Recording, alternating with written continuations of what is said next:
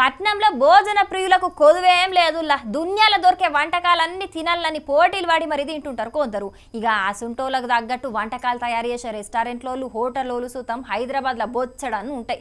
వాళ్ళు చెప్పినన్ని పైసలు కడితే తిన్నోళ్ళకు తిన్నంత అన్నట్టు ఎంతైనా పెట్టే హోటల్ సుతం ఉన్నాయి. ఇక ఇప్పుడు గిడో రెస్టారెంట్ వాళ్ళు తిండి తినేటోళ్ళ కోసానికి ఓ ఛాలెంజ్ పెడుతున్నారు. మరి ఆ ఛాలెంజ్ ఏంది, దాని కథ ఏంది పురా గరుచుకుందాం పా.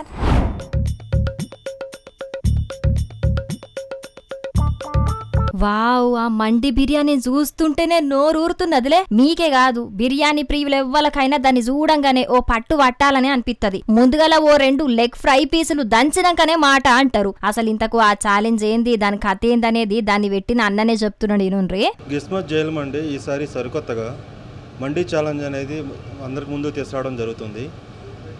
ఈ మండీ ఛాలెంజ్ వచ్చేసి 25 మినిట్స్లో ఎవరైతే పూర్తి చేస్తారో వాళ్ళకి 15,000 ప్రైజ్ మనీ ఇవ్వడం జరుగుతుంది.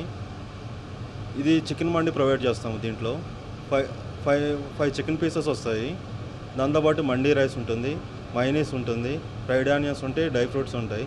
వీటన్నిటిని ఎవరైతే 25 మినిట్స్లో కంప్లీట్ చేస్తారో వాళ్ళు 15,000 ప్రైజ్ మనీ ఇవ్వడం జరుగుతుంది.